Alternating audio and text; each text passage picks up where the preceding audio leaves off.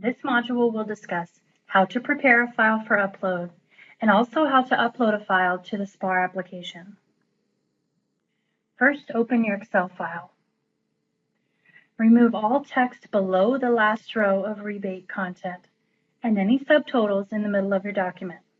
For example, if you have a cell with a total, that cell should be cleared before uploading to avoid getting an error.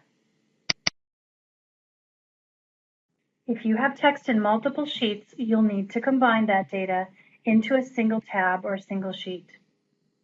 You can load multiple distributor locations in one file, but you must include the dist external ID. In this example, it's represented by the values test store 1 and test store 2. If you only want to load for one distributor location, you can ignore this field. The next step is to save the Excel file in CSV format. You can find instructions for saving a file as CSV once you close out of this video and return to the help bubble. Remember where you saved this file because you'll need to find it later.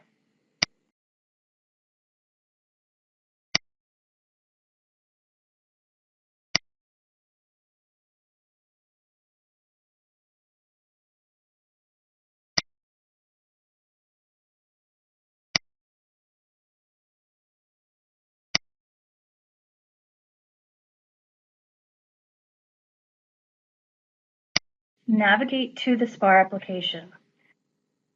Once you're in the SPAR application, click the Upload POS link at the top left. This will take you to the File Upload page.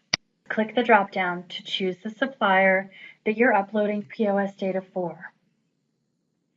Next, click the Browse button and navigate to where you saved that CSV file.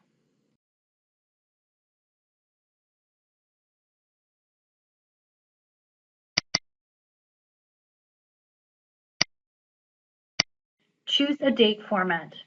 This should match the date format you used in your CSV file.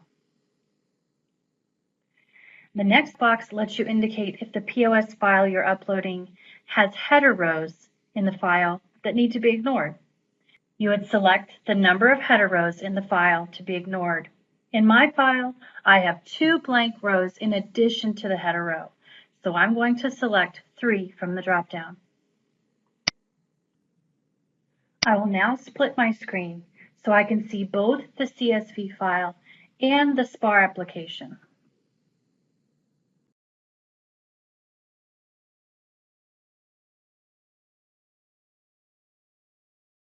Now you need to map the values in your file to the fields in SPAR.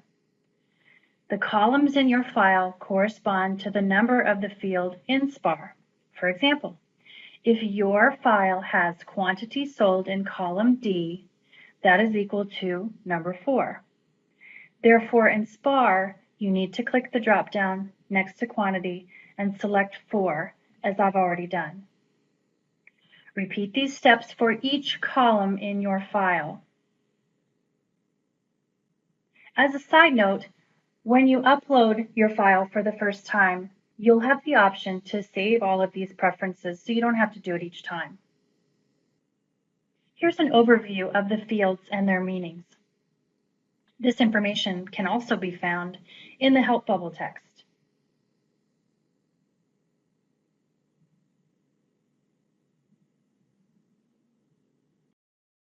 The Ignore checkbox allows you to disregard fields that will not be included in the POS data. Check this box if you don't have those values in your file or if you don't wish to load those fields at all. For example, if you did not include your dist external ID in the file, you'll need to click the Ignore checkbox on that field and then select your distributor from the drop-down. When you're ready, click the Upload button.